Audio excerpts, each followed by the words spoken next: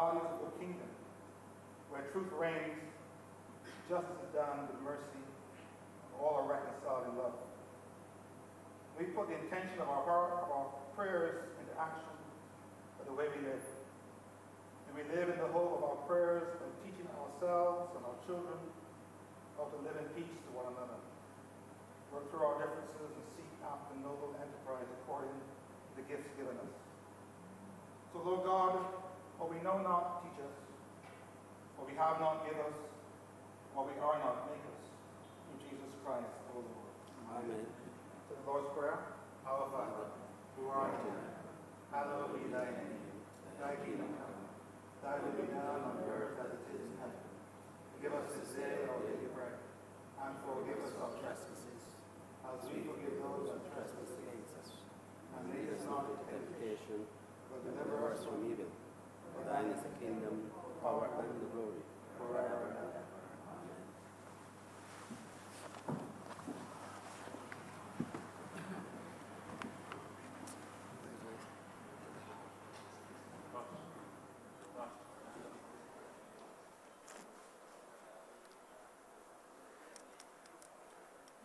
I forgot the letter from his family.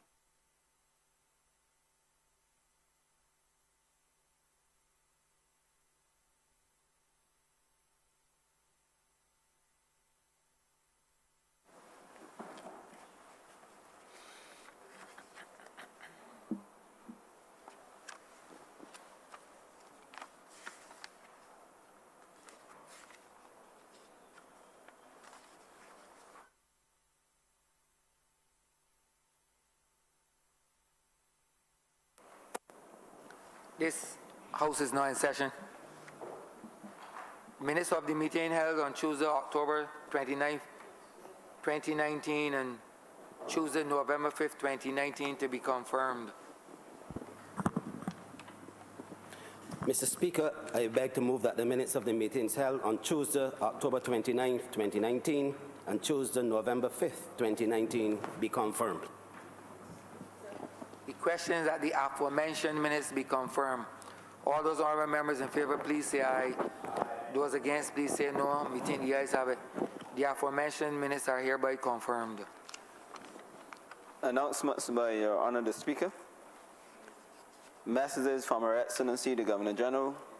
Petitions, papers, government notices, private members' notices, notices of questions, reports from select committees, first readings of bills, statements by ministers, congratulatory and/or obituary speeches, personal explanations, motions for leave of absence, oral replies to questions, notices of motion for the adjournment of the House on matters of urgent public importance, orders of the day.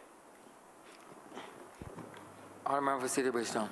Mr. Speaker, I beg to move the suspension of Standing Orders 6, 16, 18, 20, 42, 5, 43, and 44 for the remainder of the day's sitting. The question is that the aforementioned standing orders be suspended for the remainder of the day's sitting. All those honourable members in favor, please say aye. Those against, please say no. Meeting the ayes have it. The aforementioned standing orders are so suspended. Government business. Order number 3. In the name of the Honorable Minister in the Ministry of Finance and Economic Affairs, to move the second reading of the Land Tax Amendment Bill 2019. Honourable Member for Christchurch East Central. Good morning, Mr. Speaker.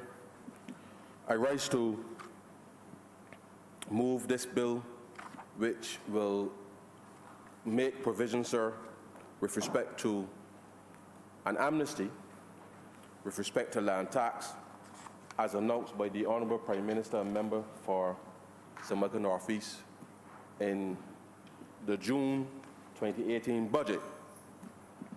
Now, sir, you would recall, and the chamber, sir, would recall that when we came to office last May and we took the first official briefing, sir, from the Ministry of Finance, as well as the Central Bank, National Insurance Scheme, and the Financial Services Commission, the government undertook immediately to introduce a number of reforms that were intended, sir, to clean up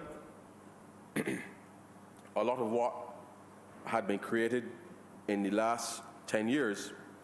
And certainly, sir, the announcement at that time as it relates to an amnesty on the one hand, but then too, sir, with respect to the write-off, with respect to outstanding taxation, was simply because, sir, given the nature of the data that was being held across the myriad of agencies that now form the Barbados Revenue Authority, which was created in 2014, sir, that the recommendation coming out of certainly the very first meeting that we had and subsequently leading into the budget of last year was that we needed, sir, from the perspective of the Revenue Authority, from an accounting perspective, sir, that there were a number of tax receivables on the books of the Barbados Revenue Authority which were brought over from the legacy agencies, sir, which included obviously the Inland Revenue, the Land Tax Department, sir, the Barbados Licensing Authority, and others that formed the BIA, that despite the transition in 2014 to form the BRA, that they had not yet, sir, completely reconciled a lot of the outstanding matters that were on the books, some as far back as 1968, sir, in terms of tax obligations. And the reality, sir, is that a lot of the data supported in terms of, when you look at it, those revenues, sir, were incapable of being collected. And therefore, the Prime Minister, in taking the recommendations from the Barbados Revenue Authority, such that as we streamline and look at the process going forward, they recommended, sir, that they wanted to, if my memory serves me correctly, sir, to go up to 2010. But we indicated, sir, that we will cut it off at 2000, which this bill I will further articulate, so as to allow the businesses, certainly, who are still going concerns, and persons who are still in a position, obviously, to pay, that we will undertake, sir, through the amnesty in order to be able to bring those persons in to make arrangements with the Barbados Revenue Authority in order to settle, sir, outstanding taxation. Now, sir, the reality is that over the last 10 years, under the last lost administration, the taxation, sir, became almost like a pariah in Barbados. And whilst Barbadians are generally speaking, sir, law-abiding citizens and they pay their taxes, we observed, whilst we were in opposition, sir, like the rest of the country, a significant deterioration, sir, in the quality of public services that were being delivered to the public, in spite of ever-increasing levels of taxation and burden being placed on the citizen. And we would have seen throughout that time, sir, a number of levies and taxes being put in place, seemingly, sir, to solve a number of issues. And those issues never got solved, to the point now, sir, that in this exercise, certainly over the last 17 months of us coming to office and being in office, we have had to work, sir, doubly hard on the one hand to do work that should have been done in the 10 years, but also to do and break new ground, sir, at the same time.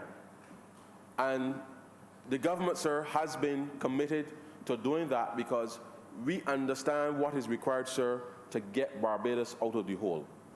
And when the Prime Minister said, sir, that many hands make light work, she clearly understood what was required in order to move Barbados in a different trajectory. And these reforms that we initiated in that very first budget, sir. And I must apologize to the chamber, as I would appreciate you would understand, sir. We have tried, sir, to ensure that we bring the appropriate legislation in a timely manner to give legislative authority with respect to what we've announced. And this is the last outstanding measure that would come to this chamber out of that budget announcement in June of last year. But having said that, sir, we have sought as a government to re-engage the citizens, to re-engage the private sector, sir, to initially, sir, give a level of confidence and stability to the economy such that the level of taxation and what is being levied, sir, that persons can now get a better appreciation as to, one, what exactly is being levied, two, seeing the results, sir, with respect to what we say we will do. And there are plenty of examples which I will go through. I will take my time, sir, and go through to indicate, because whilst we are committed ourselves, sir, to reforming the public finances of government, and that is an ongoing process. What is critical, sir, is for the citizen to be able to trust that its government, sir, will deliver on the public, a level or a quality of public service, or public goods for that matter, that they feel comfortable with the level of taxation that the government will expect to get from the economy. And that, sir, is critical. And so this land tax amendment, as I indicated, sir, is just part of a suite of reforms that were intended, sir, to leave the Revenue Authority, in a sense, sir, looking to go after, literally, and there's literally, things that were actually collectible, as opposed to things that you know for a fact, sir, that you cannot collect. And that is important because, sir, when you look at the financials of the organization and to serve the purposes for which, sir, it was created, then you then start to understand why it is important that the very data and the very information upon which tax policy has to be formulated is important, that when the Revenue Authority sends information to the Ministry of Finance, sir, with respect to not just revenues that is being collected currently, but also the level of tax arrears that may be outstanding in terms of citizens paying to the country, then if you acknowledge, sir, that quite frankly, that if you have a number that certainly does not represent in any way the reality, sir, of the circumstances of Barbados to be able to collect, then you would understand, sir, that public policy formed in that environment would be flawed. And therefore, on that basis, we had to take decisions with respect to how we were going to treat, to not just the land tax component, but certainly, sir, the personal income tax, corporation taxes, VAT, and a whole host of other taxes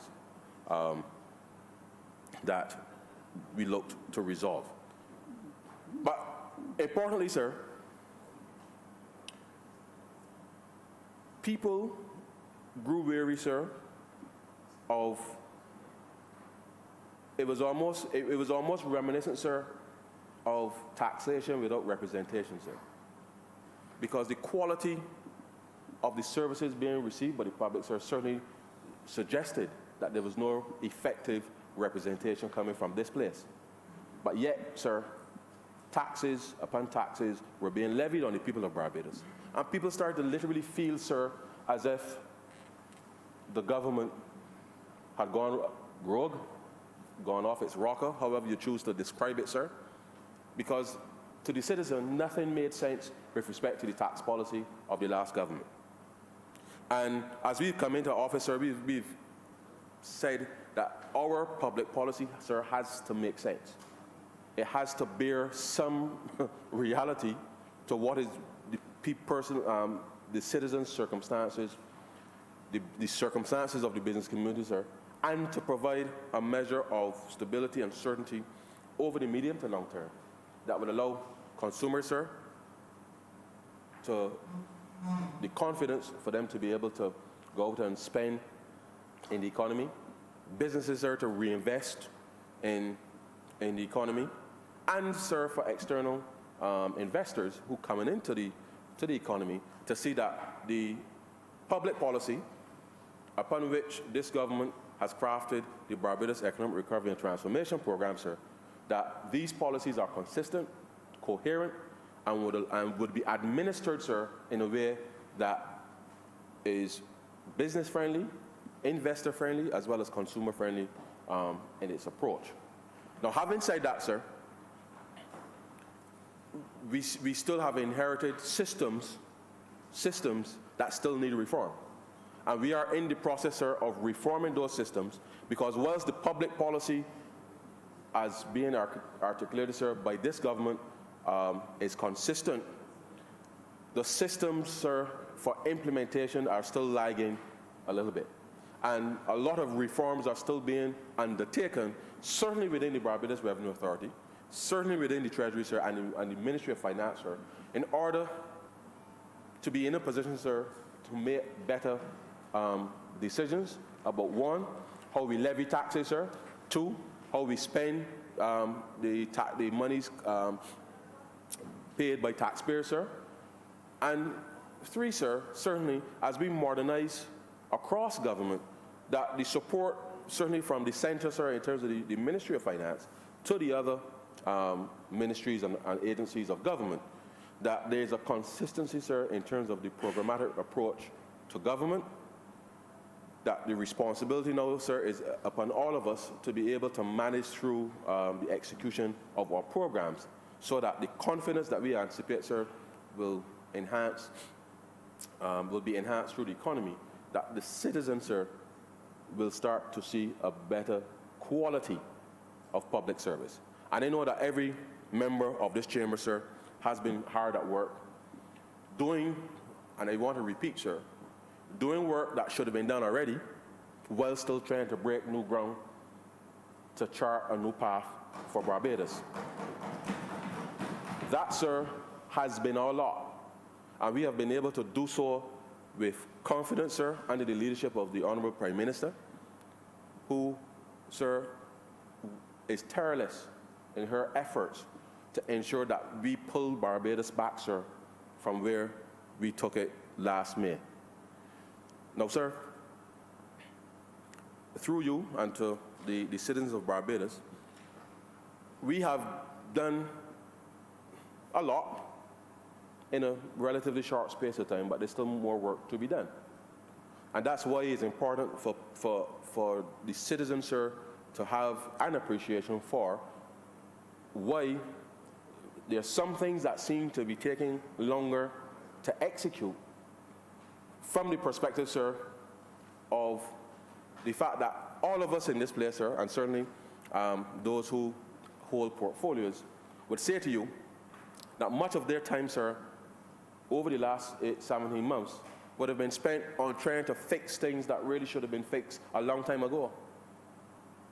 And in a sense, sir, we have been, for a large part, doing some old work, whilst transitioning to be able to do new things.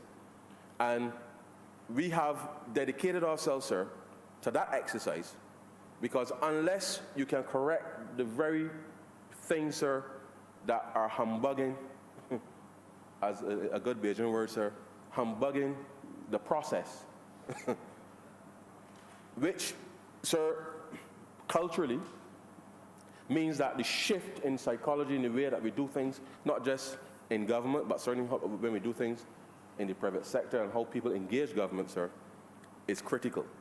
And we have sought, sir, to push the Barbados Revenue Authority as it sought to modernize and bring new systems to deliver a better quality service. And I accept, sir, that the real hurdle, in a sense, for the Barbados Revenue Authority is that it was formed at a time, sir, and I've indicated before, it was formed at a time where the Ministry of Finance, sir, under the previous administration, under the previous administration, its public policy was so flawed that the very agency that, when it was previously the Inland Revenue Department, sir, every citizen in Barbados could look forward September, October to seeing their refunds for income tax.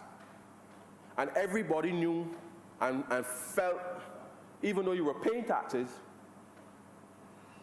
they knew that September, October, they would see those income tax refunds. So when the Revenue Authority was formed, and in the context of the public policy being executed at that time, the Revenue Authority did not live up to that very high expectation.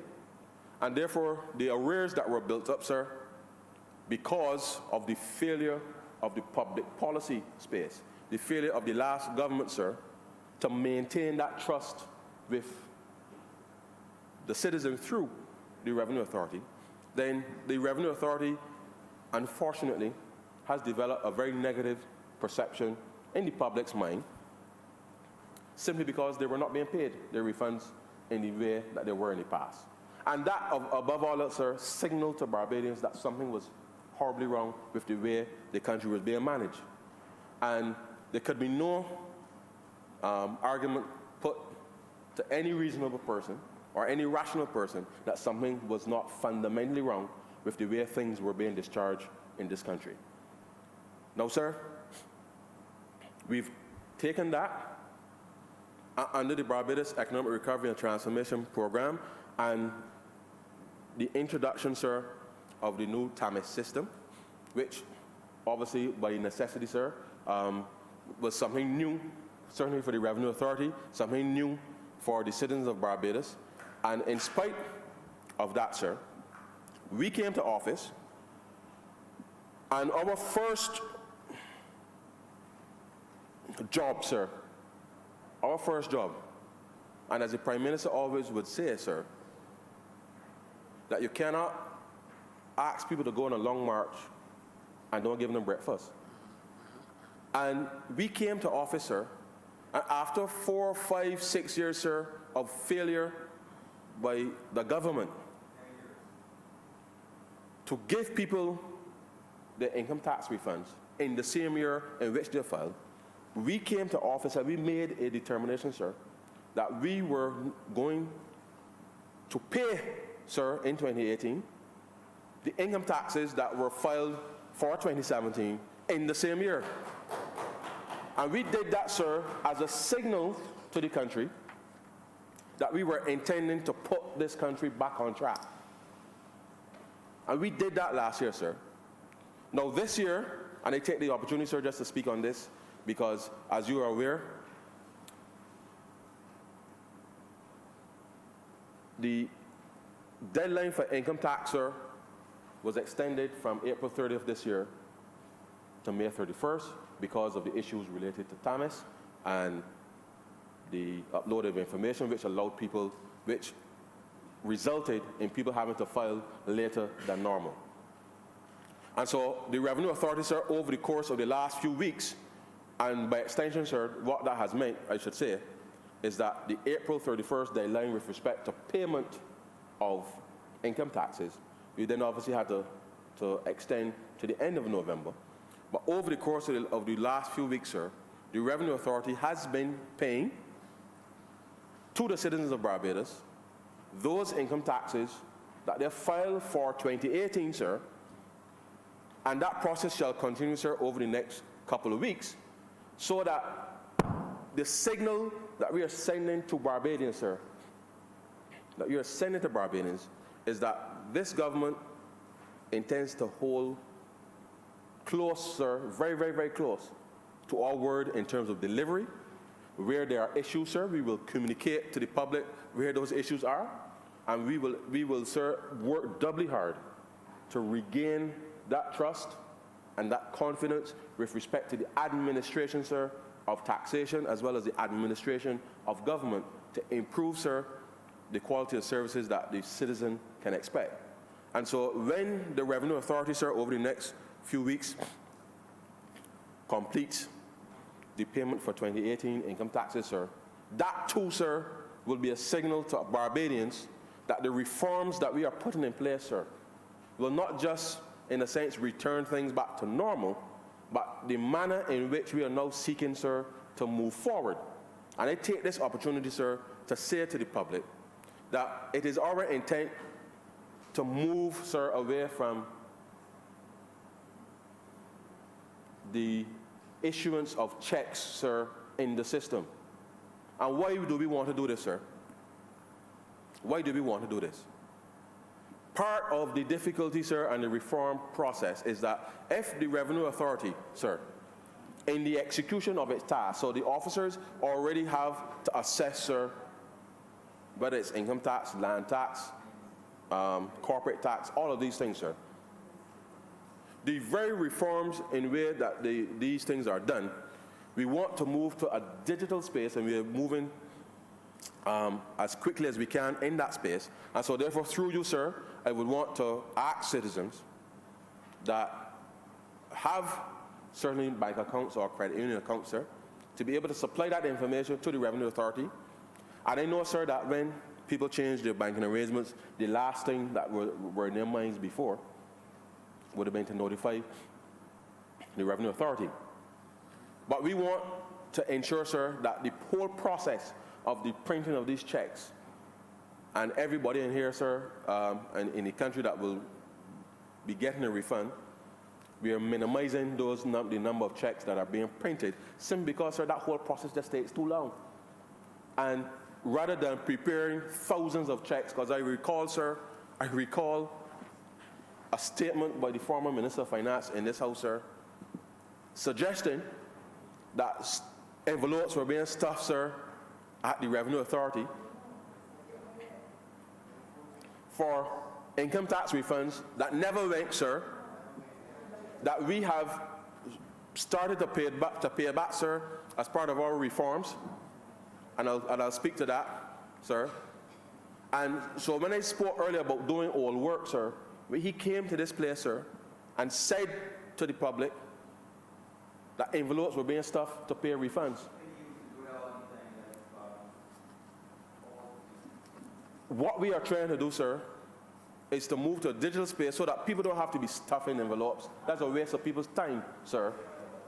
We want to pay directly into your bank account because it allows the Revenue Authority, it allows government, sir, to be able to do business better. It reduces the amount of time and the reconciliation, sir, because every time you got to check to make sure that the information is correct, that it goes to the right mailing address, and all of that, sir, which we are trying to cut out. So I'm asking citizens, sir, to help the government, as we have committed, sir, to make it easier to do business, to be able to provide your banking or credit union information that allows the government, sir, through the Revenue Authority in this instance, to be able to pay you, and pay you in a much timely fashion. Now, sir, why is this also important? In the context of the fact that we've had to do a debt restructuring, the reality came, sir, to citizens. I need some water. The reality is, sir, that during the last administration, and let me go a little further, sir. There was a time in this country, sir, when a check issued by the government of Barbados, sir, was like cash, was like gold. You could take a check issued by the government of Barbados, titled Government of Barbados, sir, and you could take it to any shop, any place in Barbados, sir, and they will cash it immediately, sir. And they give you face value too. Face value. Now, sir, all of that changed in the last decade because the credit quality, sir, of the government clearly had deteriorated to the point where a government check then, financial institutions, not just financial institutions, but shops, supermarkets, and everybody, sir, then started to apply, sir, a penalty, in a sense, by asking people then to pay $10 or $20 to cash the check. That was the reality of how Barbados had come to under the last government. And to the point then, sir, that even if you got a check from the government, you had to take it to the bank, sir. The bank would then hold that sum, sir, would hold it for the minimum 3 days before you had access to the money. Some will hold it up to a week because you never were sure, sir, whether the check that was issued was any good. And the reality is, sir, that we have worked hard to restore that confidence. But I don't just want to restore confidence in checks, sir. I want to implore Barbadians, sir, to help the government of Barbados in this transformation process by pushing us, sir, as we are pushing internally, to do better business facilitation with government. We want to pay you digitally, and we want you to pay us digitally. And we are working, sir, within the Ministry of Finance with the stakeholders to bring the various solutions in place. There will be need for some legislation to come to the chamber, sir, to speak to the overall framework for payments. But I'm spending this time to talk about payments, sir, simply because when we came to office, the government simply was not paying anybody, sir, on time. And we have worked hard, sir, over the last 17 months to, one, sir, stay current with respect to our obligations. Now, sir, it has not been easy at all. But all of this with respect to the management, sir, of the resources, the data and the information that relates to forming public policy, sir, would have been critical to reaching decisions about what you needed to do. And obviously, sir, we had to make some tough decisions, which the people elected us to do, because clearly, if you're accustomed, sir, to looking forward to that little check in late August, going into to back to school, sir, September, and then as later, the truth is, sir, the reality is that the Inland Revenue Department, as it was then, almost always, sir, used to have all of those things issued by August. Only if you had an issue, sir, that you would get into September or October. And all of that was being done, sir. I remember when they introduced the online filing some years ago in the old system, and they engaged the public, sir. And of course, sir, this was under a previous Barbados Labour Party administration, and they built, sir, the confidence of the people to switch from the paper filing, sir, to the online filing. And they paid on time, sir, so that people would have seen, sir, that with the upgrade of a system, they would have seen, sir, almost faster delivery with respect to the way that they're doing things. And the Revenue Authority now, sir, has to be repositioned, and we've indicated to them, sir, that things have to change with respect to the way that they engage the public. Things have to change with respect to the regulation, sir, because we now must pivot, sir, to regulate for growth. And therefore, the ease with which, sir, persons can pay their taxes, and the ease with which government, sir, can pay anybody is what we are working on, sir, to be able to accelerate, sir, the business decisions that people have to make. But, sir, this speaks to understanding that it is, whilst one may focus on what you perceive to be the problem, which is obviously people not being paid, that is a problem, for sure. But we've gone back to first principles, sir, and look at exactly what is involved in all of the processes within the Revenue Authority to ensure that as we transition, sir, this economy, that we are doing right by the people of Barbados, and that we, as the government, as parliamentarians, that our citizens, sir, will be in a position to judge us, sir, based on what we have been able to deliver in a tangible way within their communities. And that can only happen, sir, if the systems that we are using to collect money, the systems that we are using, sir, to discharge monies, whether to ministries or to people directly or to businesses, sir, for goods and services that they render to government or they supply to government, that the faster that people can get paid, sir. So appreciate this, sir. If I give you a check today, unless you hustle and get down to the bank, sir, unless you hustle and get down to the bank, stand up in, well, there are some deposit things if you use the ATM, but, you know, some of us like to get in the lane and get a receipt. But, so think about it, sir.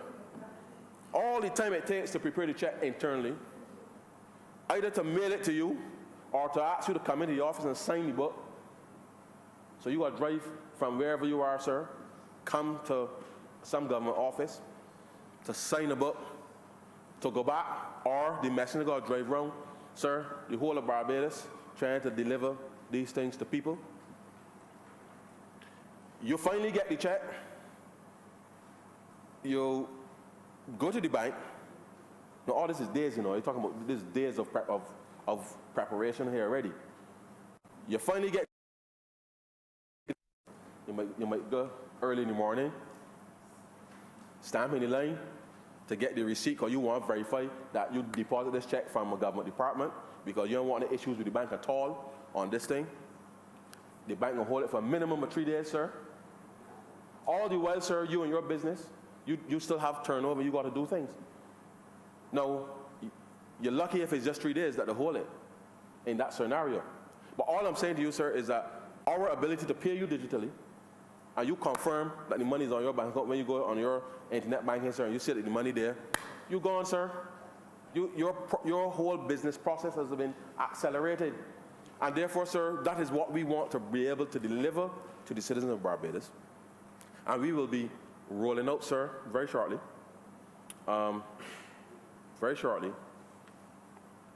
that digital ecosystem.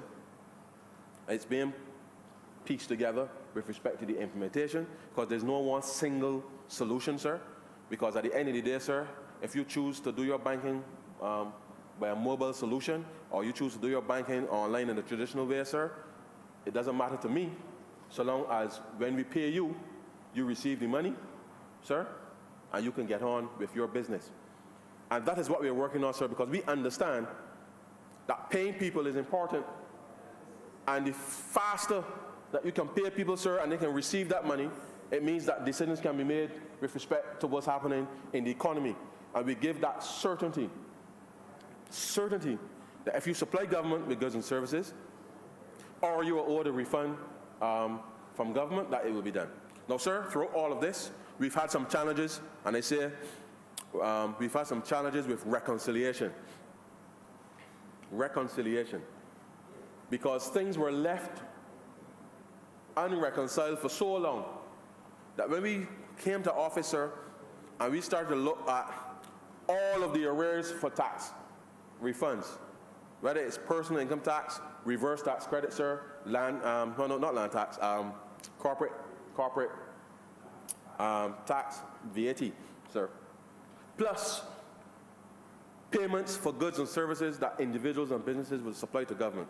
That exercise alone of just trying to reconcile, sir, exactly what we owe you and what you owe us was significant.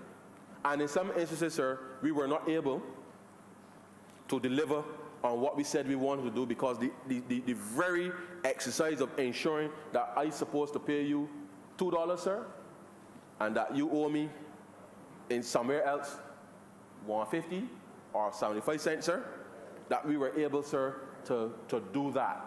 And that was because, sir, the systems in government, despite the formation of the Revenue Authority in 2014, the systems had not yet, sir, evolved fast enough to allow us to be able to do that. And so we are still working through that, and I make the point, sir, that certainly on the personal income tax side, we have paid 2011, 12, and 13, as we said we will do over 2 years, and we are now into the second year, sir, of the Barbados Economic Recovery and Transformation Program, and we have paid 2011, 12, and 13. And I repeat, sir,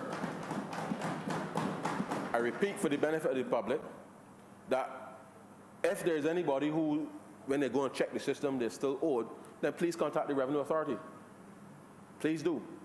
But as we go into this second year, sir, we will pay 2014, 2015, and 2016. Because as I said earlier, sir, we paid 2017 last year when we came to office in a very challenging circumstance, just to ensure, sir, that the public understood that we meant business about restoring the confidence with respect to taxes in this country. And therefore, sir, over this next year, we shall resolve the personal income tax with respect to 2014, 2015, and 2016. And so I ask Barbadians, sir, to be remembered that's the plan. That plan is still on track. And therefore, what we have been doing here, sir, is simply cleaning up, on the one hand, a lot of the mess that was left by the last government. And, sir, the truth is, I keep my head down and focus on the mission. Because I read all kinds of things in the newspaper from time to time. And it is as if, sir, people are living in a different Barbados. Now, yes, there are a lot of things that still need to be fixed. And we are creating the fiscal space, sir, in order to address those very things.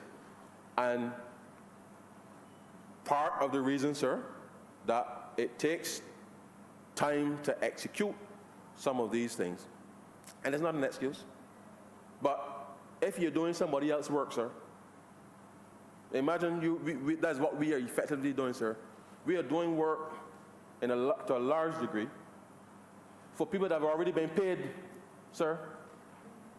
They've already been paid. But we now have to come and do their work, sir, whilst transforming this Barbados economy. And, sir, we go to work every day to do just that, because the people expect, sir, a certain level of quality service from its government. We cannot separate the fact that we need to levy taxes, sir, in the context of being able to deliver said services to the public. But we do so conscious that rebuilding that trust, sir, that credibility with respect to government is absolutely vital to the confidence in the economy. Now, sir, if Barbadians start to reflect, sir, on very carefully on how we are, in a sense, transitioning in terms of the level of taxation in the economy. And I want to speak on this aspect now, sir, because given the amendment is on land tax, we have had to, in the budget of last year, sir, as you know, but let me remind the country through you, sir, that when we came to office last year, sir, we had increased the personal income taxes, which were clearly intended, sir, to be short-term, to be able to create some space. Let me remind the chamber, sir, and the country through you, sir, that once we did that, we also settled, sir, for the first time in almost 10 years, sir, a 5% increase in salary, sir, for public servants at the same time, sir. But we did so with a view to rescue the short-term hemorrhage that was taking place when we took office last year. But in the budget of this year, sir, in March, the Prime Minister came back to the country, as she indicated was in the budget of June last year, that the trajectory with respect to how we were going to levy taxation, sir, was not necessarily on incomes, but we want to transition, sir, to one, as we create the conditions for growth, that the economy then starts to be taxed more from indirect taxation rather than direct taxation. And so in the budget this year, the Prime Minister came to this chamber and announced a series of reforms with respect to the reduction of of personal income taxes. She also indicated to the country, sir, that the reverse tax credit will be increased from 18,000 for those persons who are earning, it was up to 18,000. That will also increase to 25,000, sir. But that during this year, sir, 2019, all those persons who are earning up to $35,000, sir, the taxes that you are paying, you will get the compensatory income credit when you file next year, so that the taxes that you're paying up to $35,000, sir, that those persons will be able to get those monies back next year.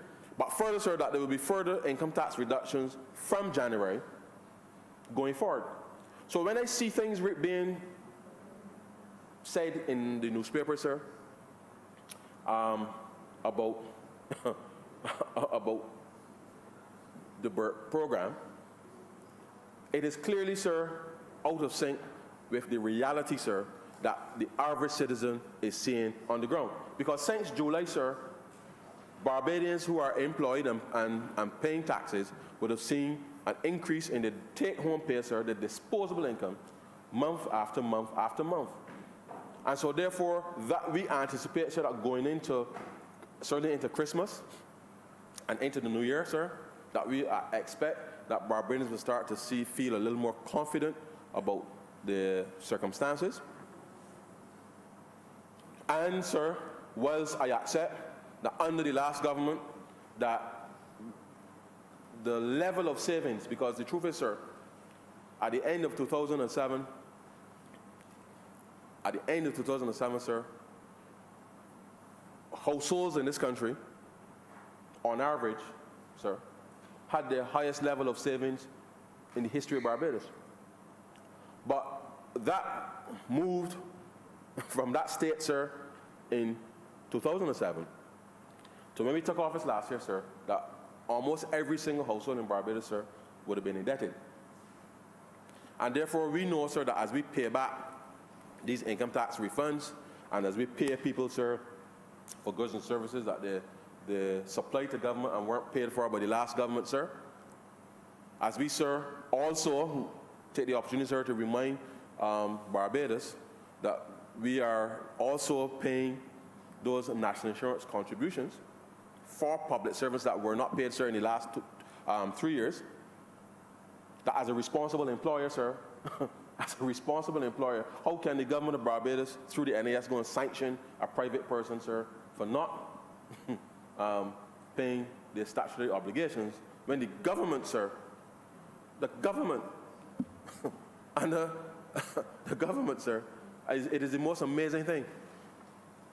Put people's names in the paper, sir. I don't know if you remember, sir. They put people's names in the paper and then turn around and refuse to pay national insurance contributions for government employees. It's shameful. But those monies too, sir, we are paying because when people go to work, sir, when people go to work, when people go to work with a responsible government, sir, they don't expect to hear that their contributions aren't being paid. There's something fundamentally wrong with that, sir. If there's something fundamentally wrong with not paying your statutory obligations. But we too, sir, committed to settling those with the national insurance, and everything, sir, is on track with respect to that. Now, all of these things, sir, it may appear as if it is easy. It is not. It is not. Because we, sir, have had to make a significant U-turn in the way that we manage, sir, the public finances. And that U-turn, sir, and I want to take this opportunity, sir, if you permit me. I'm reading from the recent central bank report that was issued by the governor for the first 9 months of this year. And I want specifically, sir, to indicate, because it's important that, and I'm reading specifically, sir, from Table 1, which is entitled Economic Indicators, on page 8 of the report, which the Central Bank Governor led to the public just 2 weeks ago, I believe. Now, sir, as I'm looking at these tables here, for 2014-15, sir, the fiscal deficit, and I want to use the term very carefully, because the table has the title fiscal deficit as a percentage of GDP. So I just want to go through this very, very carefully.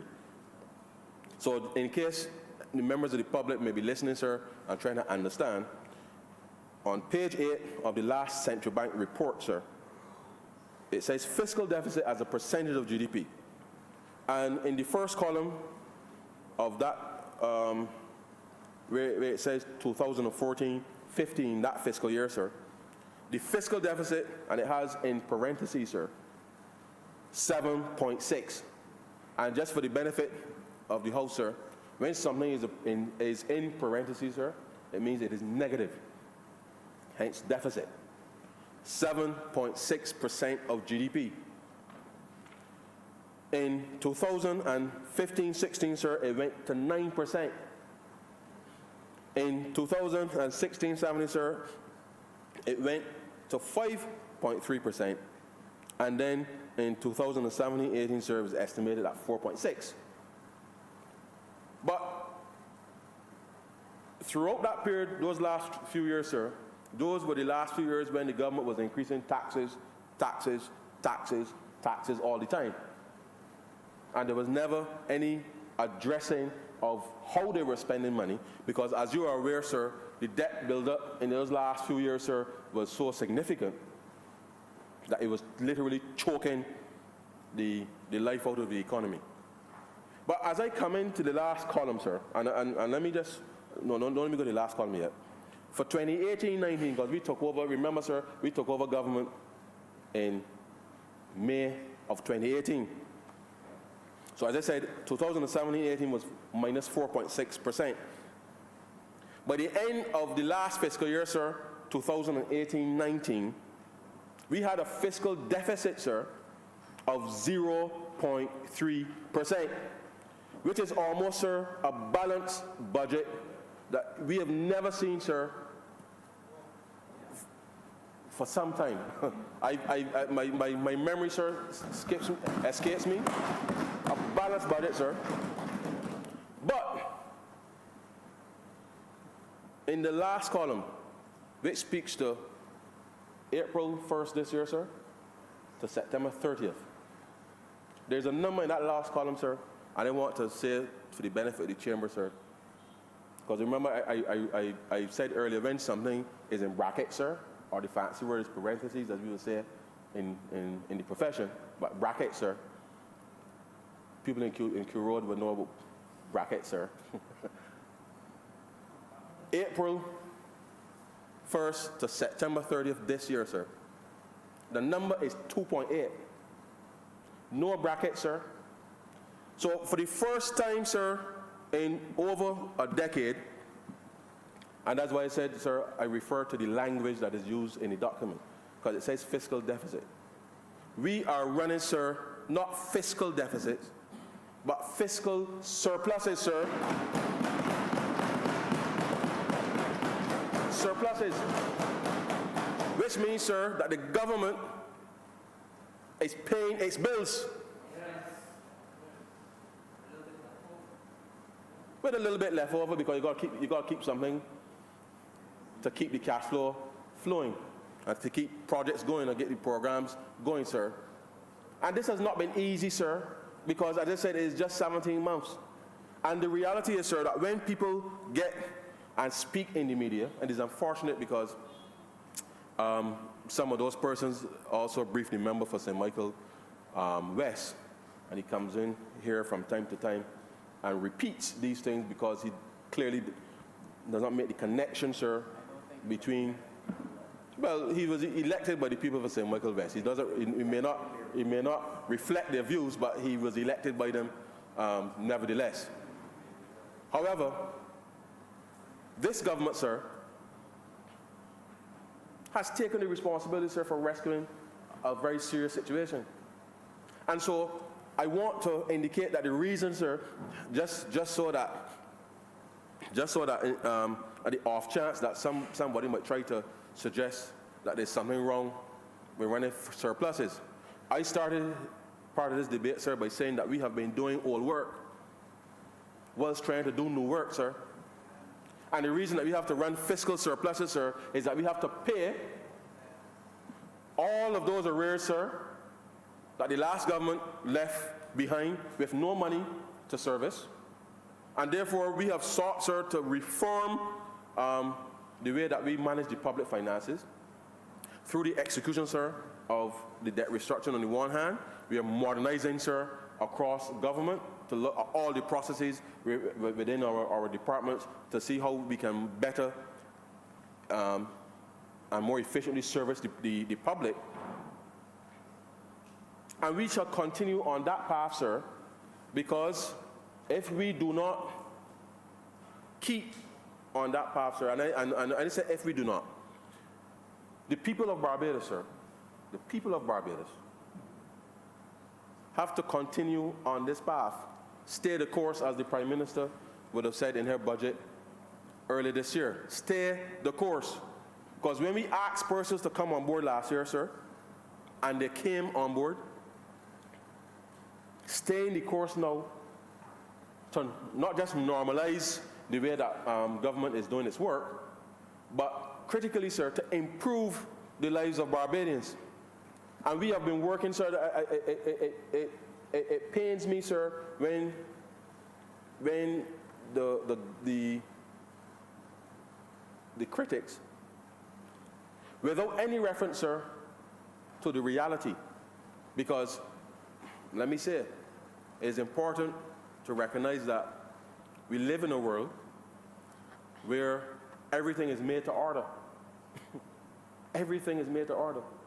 The global supply chain, sir, certainly is such that, given the results of the, well, it was perhaps accelerated by the financial crisis in 2008-9, but the global supply chain long before that, sir, nobody was keeping stuff in inventory. Because inventory, sir, is cash that you lay out.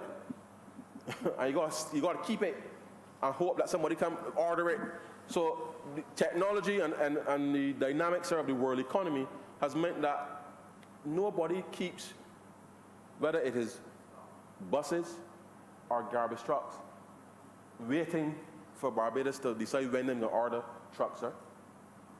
And having left no money, sir, having left no money to buy buses or trucks, sir, we have had to turn this situation around very quickly with respect to the management, sir, of the public finances, the management, so that the Transport Board, sir, as well as the Sanitation Service Authority, that we now will have the capacity, sir, to buy these buses and trucks. But as I said, sir, you got to order them, and they got to be made. And the only way that people can start work, sir, is when they get the deposit. That's the reality, sir. That is the reality. Now, we are conscious that we have the responsibility for improving these services. We have the responsibility for improving these services, and that we shall. But along that path, sir, citizens need to be reminded, sir, that we did not get to this place of having no trucks and no buses because we decided that we didn't want trucks or buses.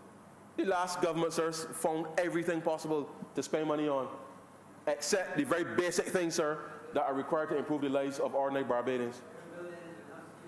And we came to office, sir, with a mission, sir, to resolve the nature of the very things that were confronting us as a country. And that meant, sir, taking responsibility for fixing the problem And that we have, and we are still in the process of doing that.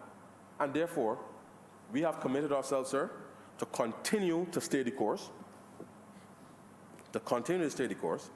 And despite what people may wish to infer about the performance of the government, sir, we know that we are operating, sir, as if, because the cabinet, sir, took the responsibility as members, sir, to solve these problems. And clearly, sir, in terms of the citizens, sir, citizens' expectation about what they would want from their government. And in a sense, sir, in navigating that, I understand that some people are still disappointed because things have not moved fast enough with respect to the resolution of some of these systemic issues. But the reality is, sir, is that we had to stabilize. And having stabilized now, you will start to see, sir, whether it is more trucks or buses with respect to those public services, that over the course of the next year, 12 months, 18 months, we will start to see, sir, a solution for that. And I accept, sir, that in the interim, that communities and persons in Barbados, sir, are continuing to feel the brunt with respect to the quality, sir, that is being delivered. But we've committed ourselves, sir, to improving it. And we've taken the responsibility, sir, for improving it. And with those improvements to come, sir, the government, the people, through you, sir, as we continue to communicate with them and to engage, sir, have to stay the course. Because it is only if we are able to run those surpluses, sir, that allows us to repair all of those things, then we will be in a position to continue to improve those services. Now, of course, sir, and I know it hasn't been said, but if perhaps citizens didn't want to get those refunds, then we could accelerate a lot of the other things. But the reality is, sir, that refunds represent almost is an overpayment. So it's money that's due to you anyhow. It's due to you. And therefore we shall do that because it is important, as I said earlier, that given the level of debt that would have been built up from having such high savings at the end of 2007, sir, where almost every household now has a completely different picture in terms of indebtedness. Then I understand, sir, that as we pay back these refunds and pay for goods and services, businesses and individuals, sir, will have to pay down perhaps some of the debt that they've incurred, sir, some of their own personal arrears, because as we know, sir, it has been a tough economy, and that is evidenced again by the level of indebtedness with respect to households especially. And that's why, one, as we pay those refunds, and I know that people will probably spend some, they may pay down some of the debt, sir. The increase in disposable income, sir, will also help people over time, sir, to better manage their financial circumstances, sir. And that, sir, is what will create the conditions for consumer confidence rebounding in the economy. Because unless people can feel comfortable, sir, that they can go downtown and purchase something knowing that there's a stable environment that they're operating in, that companies now will make decisions, sir, about expansion and reinvesting in their plant, sir, that as businesses now are paid for the goods and services that they supplied, that as we stay current with respect to VAT, despite, sir, some initial challenges,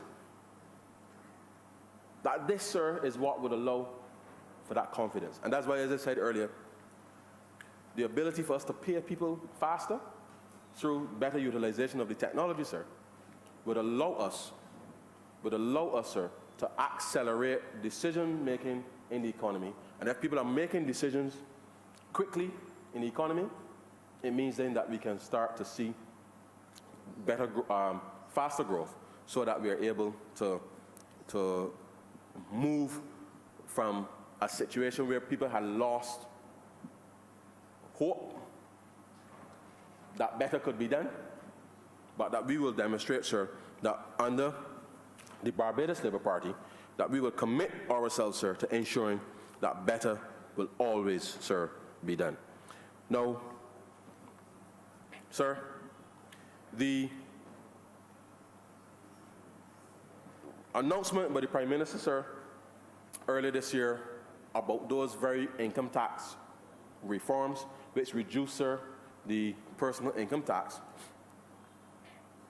That, sir, was accompanied by an increase in some land taxes, particularly, sir, those unoccupied properties. Excuse me. Now, I would have indicated earlier, sir, that the tax policy now is being centered and focused, sir, on indirect taxation and less on direct taxation. And so as we reduce, sir, the personal income tax, then obviously we have to create some balance on the other side. And I've heard, sir, claims that the government is penalizing people for success. That's some representation that was made to us, sir. And it's unfortunate that people will come to that conclusion. But the reality is, we accept that under the last government, sir, the last government, that more than anything else, sir, their philosophy, sir, their philosophy was more focused on seeing how much they can extract, sir, from the citizen, that which they were incapable, sir, of rendering, because they had no basis, sir. They had no. It was as if, sir, there was no feeling with respect to the way that they conducted, sir, the public policy, and that, sir, would have contributed to the lack of confidence amongst those three segments of the society. Plus, sir, the inability, sir, to do a very simple thing, which is to refund people that which they paid to the government of Barbados. And that, more than anything else, sir, perhaps was the betrayal of the people. And we are certainly, sir, putting the systems in place that would allow for a more certain public policy. And I must say at this point, sir, I got to be careful when I say a more certain public policy. But in the context, sir, that the geopolitics, sir, that's being played out globally, whether it's at the OECD, sir, the EU, trade issues between the United States and China, sir, you name it, sir, climate change issues, sir. These are things that, as a government seeks to restore confidence and pride and respectability, because you would be aware, sir, that Barbados certainly, whilst we felt over the last 2 years that there was taxation without representation, globally, sir, our voice was glaringly missing from a number of key discussions and debates, which has also left us limping in a sense, because the work that we should have been coming into office with some view of having it settled, we now have to do that work while still trying to get out of this very deep hole, sir, that we are in. And the reality is, sir, that when I speak to a more certain public policy, I couch that in the context that every day, sir, there is something that has the capability, sir, that if left unchecked, And if we don't work aggressively with our regional neighbors and brothers and sisters there, that could have the potential, sir, to disrupt the recovery process that is well underway. And that's why I say, sir, it is not an easy contemplation, because we are a sovereign country. We have the absolute right, sir, in this parliament,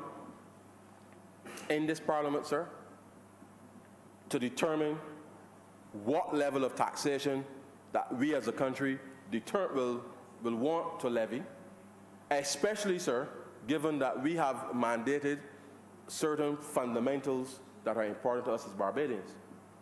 And we have committed, sir, that so long as the Barbados Labour Party forms the government in this country, that education, sir, will remain free from nursery to tertiary, because that, sir, is critical to the development of Barbados. We have also committed, sir, that we will provide the best quality health care that we can provide, sir, and with those two very most basic yet fundamental choices, sir, we have the absolute right to determine what will be our level of taxation that helps us, sir, to be able to fund those two critical areas, as well as provide other services as it relates to the country.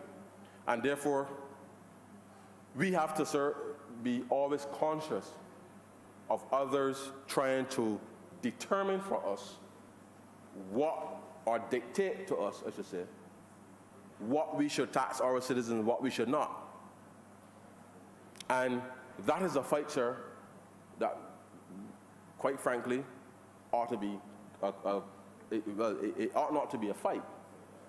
Because as a sovereign country, this place, sir, that we are in, gives us that right to determine what level of taxation we will bring to bear on our citizens. The people elected us to do that. And therefore, sir, when we have to go into different fora and argue as to what our right is, then it suggests that something isn't quite right, sir. And given that we are moving into independence, sir, on November 30th, it reminds us that we cannot take, sir, our independence for granted, and that we have to continue, sir, to discharge our affairs in a way that allows us, sir, the kind of, I say separation, only in the context that if you're relying on people, sir, for as we've found ourselves in a situation now. I said found ourselves. That's a nice way of putting it, sir. we have been taken to a place that we did not contemplate, sir, when the people voted the way that they voted in January 2008. And the reality is that the very nature of the public policy pursued, whilst that was flawed, because of the current global instability, uncertainty, it exposes us even further, sir, with respect to our ability to be able to discharge our very sovereign right, sir, our very sovereign right, which is the right to come to this parliament, sir, the right to come to this parliament as the duly, sir, elected representatives for all the people in Barbados, sir, to make a determination as to what the level of taxation that we will be able to bring on the people of Barbados. And whether we like it or not, sir, we have to be vigilant. We have to be vigilant. And as independence is in the air, it is a reminder, sir, that our work continues in the defense, in the sense, sir, of this realm called Barbados. Because each of us as elected representatives, it is our responsibility, sir, wherever we go and interact with the global environment, that we are conscious that we will work with people, sir. We will form the appropriate partnerships to be able to execute our foreign policy, sir, as consistent as we would have it, and therefore, we cannot in any way, sir, be compromised. Be compromised. And our ability in this place, sir, to determine, it is the right of self-determination, sir. And the most fundamental thing of self-determination is the right to levy taxes. And it cannot be underscored, sir, how important that very principle is in a modern-day parliament, in a modern-day Barbados, operating in a global environment where the perception is that countries like ours, sir, who we have had to innovate, we've had to be nimble, and that's why, as we modernize in terms of government, sir, the private sector equally has to modernize as well, because the country simply has to be nimble. And therefore, policy that is right today, sir, as we review on an ongoing basis, we have to be mindful of what's going on globally so that we can position ourselves, sir, to be in the right spot, in the right moment, to take advantage of opportunities, sir. And therefore, we cannot be rooted in a sense in ideology. We've committed ourselves, sir, at the most basic level to free education and free health, which other countries have chosen not to provide for their citizens. But that's what we have decided that we will do as a government. And therefore, the level of taxation that is required, sir, to provide those very two basic services has to be within our very right, sir, as elected members of parliament, come into this place to be able to provide for our citizens. And so therefore, this seemingly, sir, never-ending fight with respect to our own sovereignty as a country must be fought, not just by the 30 of us in here, but by all of our representatives, sir, at our missions globally, our engagement, sir, of the diaspora, which we are asking people to come home next year as part of the gathering, sir. Part of our message, sir, as we welcome people home and as we use social media to communicate with our Barbadians abroad, as well as other Caribbean people, we have to leverage, sir, that relationship with our diaspora to be able to lobby, sir, not just on Barbados' behalf, but certainly on behalf of the region, because we must have one voice when it comes to these very matters. And if a country chooses to provide these two very basic things to its citizens, sir, which is its absolute right, how it finances that, sir, is also its absolute right. And therefore, in the context of what we're doing in the Barbados Economic Recovery and Transformation Program, sir, we have to be still very minded that there are things happening outside of Barbados that they certainly, sir, have the capacity to unsettle things, but we, sir, are committed to staying the course. But staying the course, sir, requires that we assess on an ongoing basis, sir, how the landscape is shaping. We make a determination, sir, that the policy, any policy, as to how we engage the world, must be reviewed and monitored, sir. Because if we have to be pragmatic, and if we have to change, and I don't want to say change course, we have to adjust the heading, sir. Adjust the heading in order to ensure, sir, that there's greater uptake of opportunities for young Barbadians and all Barbadians for that matter, that we do so in a very aggressive way. And I know, sir, that we will be very shortly, sir, opening our mission in Ghana, which, sir, in a sense, forms part of our very tangible, sir, outreach in being able to leverage opportunities for Barbadians. And as we seek, sir, to mobilize domestic resources to be able to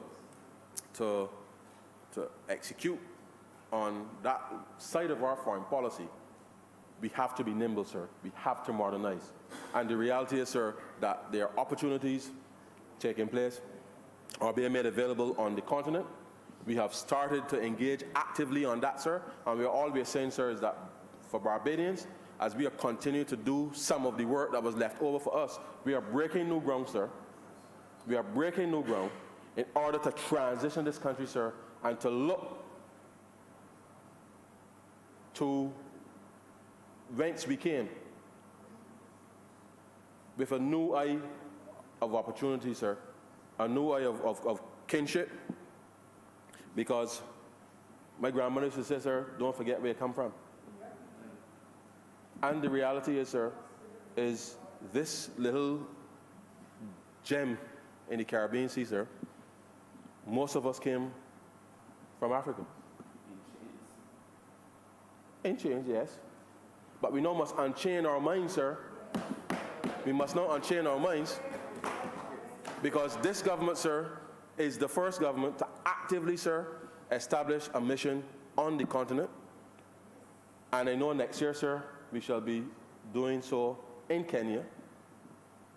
Because, and I mean, sir, I must say, somebody, when we were going through the initial adjustments under the Burke plan, sir, someone stopped me and asked me why we were, in their view, disbanding the Pan-African the Pan-African Commission. And I had to indicate, sir, that the government in how we engage the world now, sir, we are going to Africa as a government. We are bringing members of the private sector along to be able to establish, sir, real, well, if I can say real roots, by being able to have a physical presence in Africa, sir, and to build on the work that has already been laid by the Pan-African Commission. And the reality is, sir, is that we cannot be absent, sir, from the decision-making that's taking place globally. And the way that we have committed, sir, to engage the world, which we said in our manifesto that we will, the opening of our mission in Ghana is this, well, we did with Panama earlier, but certainly as it relates to Africa, sir. And literally seeing right before your eyes, sir, the emergence of a continent, sir, that will in 20 years, sir, be the place. It will be the place. We have to ensure that we are there to be able to bring opportunities to our people, sir, in a way that was not possible before. And let me say to you, sir, that as a young economist, I remember as a younger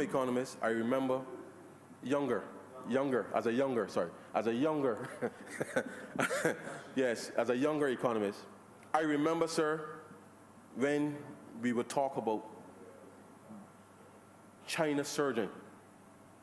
The truth is, sir, China has emerged and surpassed the rest of the world. And in the same way that 20 years ago, sir, we were looking at China before it emerged, the continent of Africa, sir, and the countries therein are at a similar position now. And therefore, our engagement and our choice to engage right now, sir, is absolutely critical and vital, not just to Barbados, but I think in bringing a regional perspective and bringing opportunities for investment for our citizens in Africa, but by the same token, sir, being able to help build on the development thrust across the continent. We, sir, have expertise in education and in health. And when one looks at the potential, sir, with respect to how we engage, I believe that in those two areas, certainly given our competitive advantage as a country, that for Barbadians, we know with the establishment of these missions, we now have an opportunity to provide other opportunities for Barbadians outside of the 166 square miles. But we, sir, must give people the confidence that they can get up from home, sir, and go to the far reaches, whether in Ghana, in Kenya, South Africa, wherever on the continent, sir, and know that they, one, will be represented, two, that we can support, sir, the development of Africa and help to accelerate the development across Africa. But we have to be conscious, sir, that we have to get up and go and give our young people, sir, the confidence that they can do so. And the way that this government has chosen to engage on that front, sir, I am absolutely proud to be a part of that, because for too long we have sat back, sir, and allowed things to happen. We know as Barbados, sir, and I've seen it, and I know all the members in this chamber would have seen it when they've traveled abroad. People, sir, have said that Barbados was missed on the international stage. And therefore, if Barbados has been missed on the international stage, it means that Barbadians now, sir, must be so minded to understand that if Barbados was missed on the international stage for the last 10 years, that we must turn that very bad experience into something positive for our young people so that they can become avid ambassadors, certainly not just for Barbados, but certainly for building more concrete relationships on the continent and helping to develop and enhance the development of those countries. And it's a small step, sir, but it is an important one, because not just for symbolic reasons, but Barbadians now must see and feel that those opportunities that will present themselves, that the government working with the private sector and others along the way, that we can bring opportunities for our people. But all of that, sir, is how we choose to engage. Because we understand, sir, that no matter how sound the public policy or the economic policy may be, unless we have Barbadians, sir, actively producing, not just at home, but also abroad, and sending remittances back to Barbados, sir, as a concrete way to help build more resilience as far as the economy is concerned, that if we do that and be aggressive, sir, not timid, be aggressive in the pursuit, sir, of these opportunities, then if at some point in the future, and I hope it will never happen, sir, but if at some point in the future that there's another set of people like the last, that the economy, sir, will be much more resilient, because we would have positioned, sir, the country, we would have positioned the people to be able to take advantage of opportunities abroad, which could potentially, sir, insulate the average Barbadian from the making of bad public policy by what we observed in the last government. And this, sir, is absolutely important, because no matter how we create the space fiscally, domestically, sir, it is that external engagement that allows us, sir, to be able to maintain a quality of service, the quality of our lifestyle, sir, in Barbados, and we now must supersize, in a sense, the engagement for young people in order to be able to take advantage of these opportunities. Now, sir, I've been very deliberate in my discourse this morning, because too often the conversation is narrowed about what's the level of taxation and what's this and what's that. And it's important that people understand that whilst you have points along the way, sir, points along the way that are signposts or markers for progress, that all of this is happening out of a circumstance to remedy a very deep hole that we found ourselves in, and we are about to emerge from that hole, and at the execution of our external debt, we may just about to be able to emerge from that hole, sir. But in moving forward, sir, it is critical that Barbadians appreciate that the public policy stance is going to be focused on indirect taxation, and this is part of what that mechanism would be. So let me just, sir, go through very, very, very briefly the amendments before the chamber as it relates to these land taxes, and to remind the country that the tax write-off, as we've done with the personal income taxes, the corporate taxes, the VAT, that the write-offs, as it says here, sir, an act to amend the Land Tax Act, Cap 78A, to provide for a write-off of outstanding tax penalties and interest for the period commencing from the 1st of April 1981 to the 31st of March 2001. And as we would have indicated, sir, when the Prime Minister came to the chamber last June 2018, there was a period from 1968, sir, to 2001, which we indicated that we were going to write off taxes for, and this specific amendment speaks to the land tax amendment for the period 1st of April 1981 to the 31st of March 2001. It also speaks, sir, to a waiver of the amount payable as penalty and interest on arrears for the taxes for the period commencing 1st of April 2001 to the 31st of March 2018. And so persons would have had an opportunity, sir, to go in to the Revenue Authority and enter into an arrangement, sir, that will help to settle the land taxes owed from April 1st, 2001, and be able to ensure that they get themselves straight. And we give that opportunity, sir, because we understood that when a government refuses, sir, to pay people, it sends a bad signal to the population. But as we seek to restore the faith, restore the credibility, sir, in the context of what we are doing under the Barbados Economic Recovery and Transformation Program, that we give people enough time, sir, to be able to get their affairs in order. And we have committed ourselves, sir, to work with citizens to be able to, as I said, get themselves right with us, as the government is seeking to get itself right, sir, with the citizens of Barbados under the program. And these, sir, as it says on clause 2, it would amend section.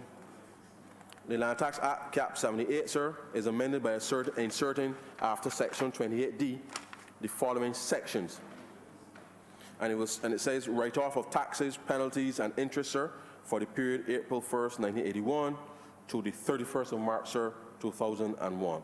And it says where an amount payable to the Revenue Commissioner as tax or as a penalty or interest in respect of arrears for tax for the period commencing from the 1st of April 1981 to the 31st of March 2001 is outstanding, the amount is written off.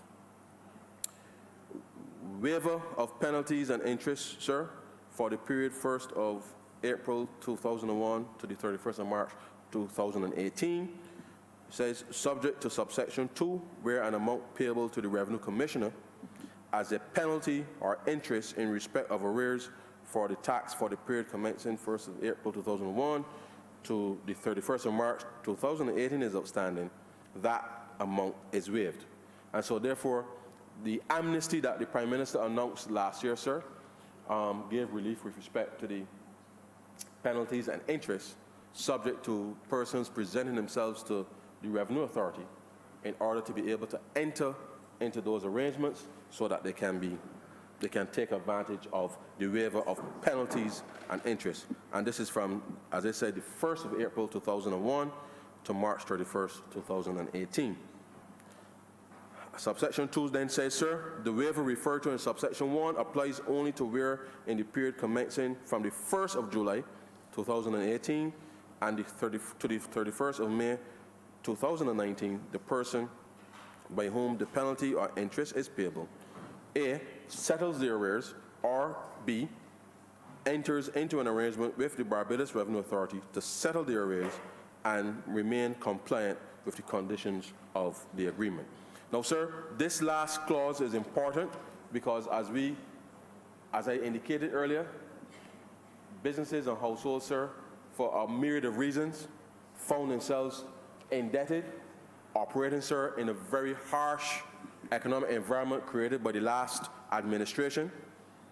And therefore, our belief, sir, that in allowing people to enter arrangements with the BRA to be able to settle, sir, their arrears, such that as we are also paying people, that we allow for the government to regain the trust of the people, but by the same token are giving people an opportunity to be able to get themselves right with respect to their arrears. And this is important, sir, and we continue, sir, to work with people because it is important, sir, that citizens do not feel as if somehow they are breaking the law or any such thing. And our philosophy, sir, is to allow citizens to be able to pay to the government their taxes as easily as possible. I know that we would have advanced, sir, the issuance of the land tax bills earlier this year, and for good reason from the perspective of how we were going to be managing the cash flow of government. And persons were able to benefit, sir, from an extended period with respect to the discount associated with the payment of the land tax. And this is something that will evolve, sir, because fundamentally, part of the solution with respect to not just as it relates to land tax, but certainly we are working, sir, to revamp the Revenue Authority, where the collection of taxes, and I say online, but whatever digital mechanism is available to persons is what we are working on in order for citizens to be able to engage government. And it will mean, sir, that rather than people walking up to the counter, sir, to either pay by debit card or credit card to get the receipt, sir, because I know that we are still very conscious that we need a receipt that gets stamped. And receipts that get stamped, sir, there's nothing wrong with that. But I can give you the receipt, sir, that stamp, I can give you that digitally. And we have to work, sir, with the citizens to transition through this process, because I don't want to see people stand up in line, sir. We are working to solve, a number of other procedural matters related to the Revenue Authority, because quite frankly, sir, I say we, as in the country, include government, including private sector, sir, we are collectively wasting time from an administrative perspective, having people stand up in line to pay you. And therefore, solving that, sir, I think would be a very fundamental and transformational reform for the entire economy, because we then can move from the administrative process of dealing with the time that it takes to deal with these queues, which could be dealt with online and delivered online, so that whether it's government or the private sector, sir, that you only have to come to the office if there is a real problem.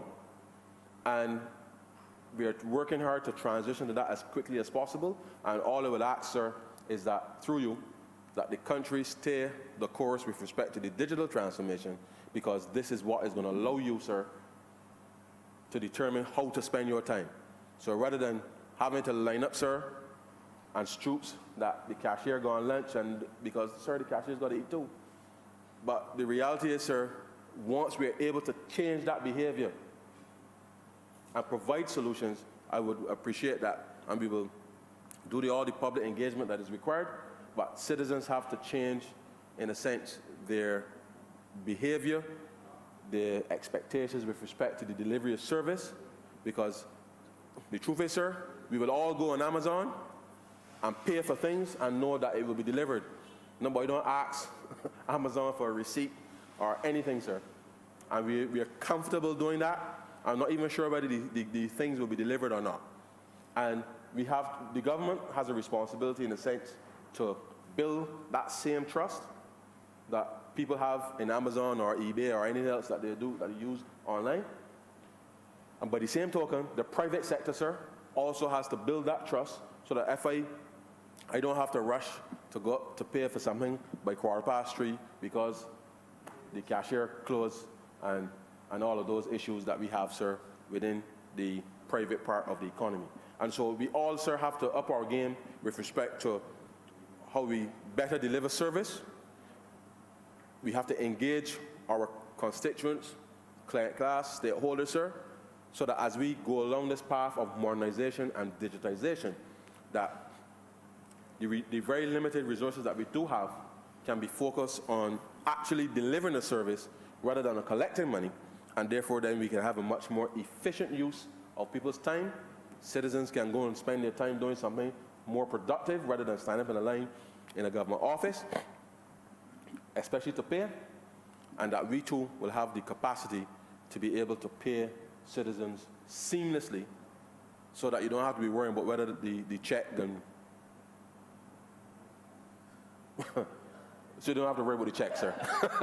But the point is, sir, we have to move as quickly as possible to that stage, and Barbadians, we have to be mindful to be on that path.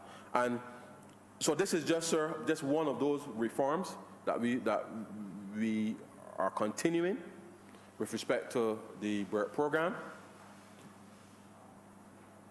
It is not yet finished by any stretch of the imagination, and therefore we will continue to come to this Parliament, sir, to alert the country what's happening. We will use all the other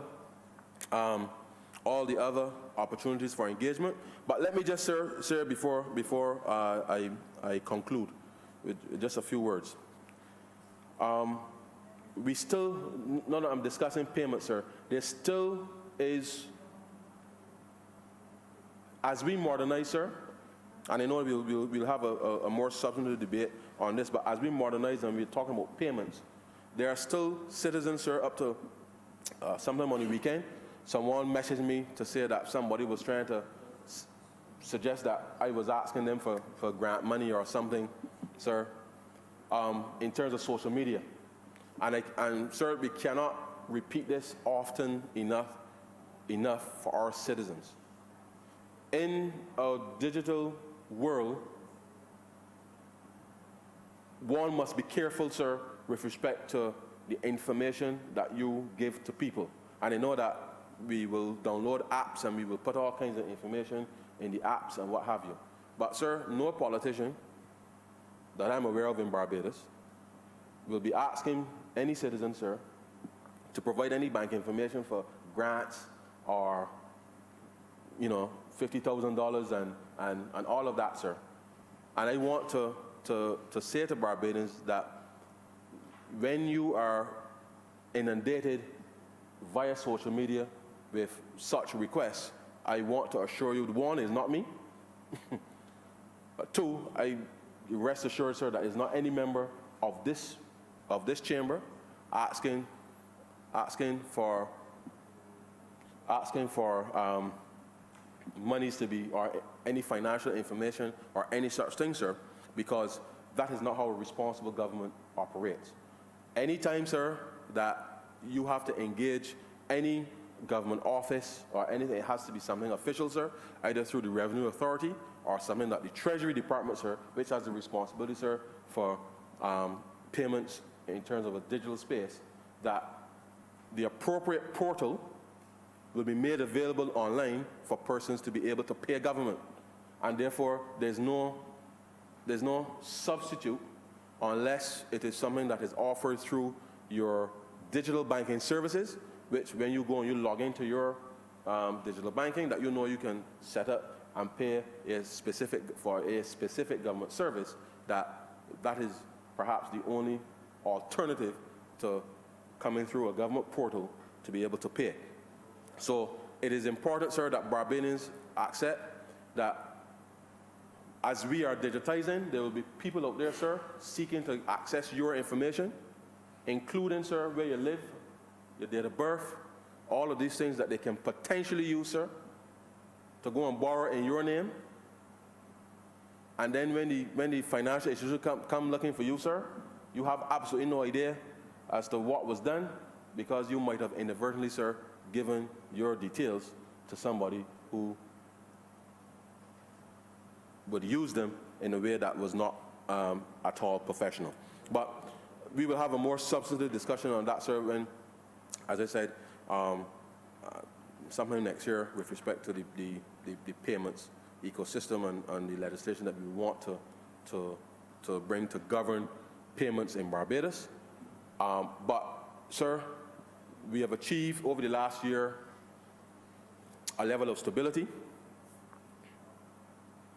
There's still a lot more work to be done, and these amendments before the chamber represents one of those aspects from the budget of last year with respect to the write-off as well as the waiver of penalties of interest to allow Barbadians who haven't suffered under the last government, sir, with taxation without any effective representation, that this government, sir, has allowed them the opportunity to be able to come and work with the Revenue Authority, to be able to set themselves right, so that as the government itself, sir, repays those tax refunds, repays those arrears for goods and services, sir, pays the national insurance contribution, sir, for the last 3 years for public servants, sir, that as we do this, we have turned from running, sir, as I mentioned earlier, fiscal deficits now to fiscal surpluses, sir. And as we do this, sir, we will stay the course with respect to being able to keep the Barbados economy going. We anticipate, sir, that with every week, every month, that as the government continues to make progress on the macro front and being able to discharge these payments on time to businesses and to individuals, that as we restore normalcy with respect to the management of the public finances, sir, that underlying confidence amongst consumers as well as businesses, sir, that we anticipate that going into next year, we will see a number of reinvestments, a number of projects started, simply because we have been able to remedy what has been a very serious situation.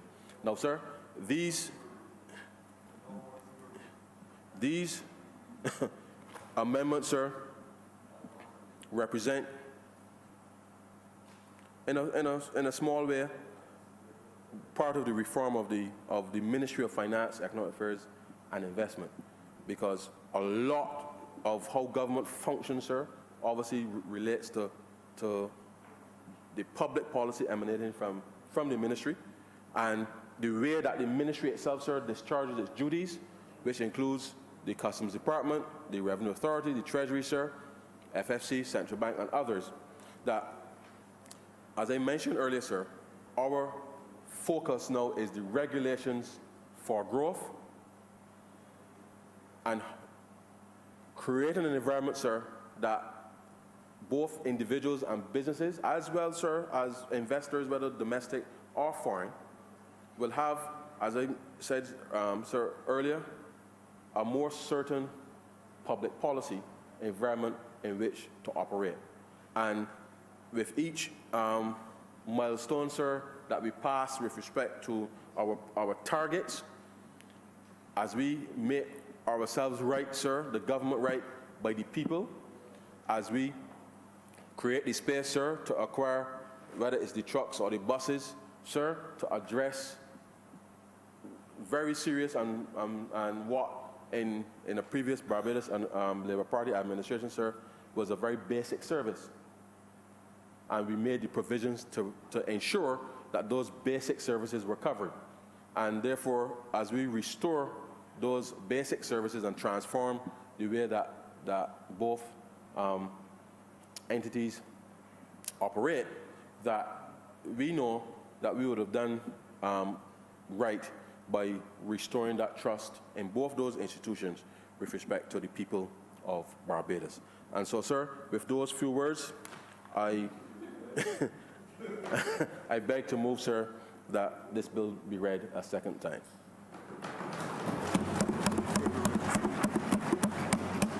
Honorable for the City of Bridgetown. Mr. Speaker, I beg to move that the sitting be suspended for lunch until 1:45 p.m. The question is that this honorable chamber be suspended until 1:45 p.m. All those honorable members in favor, please say aye. Those against, please say no. We take the ayes have it. This honorable chamber stands suspended until 1:45 p.m.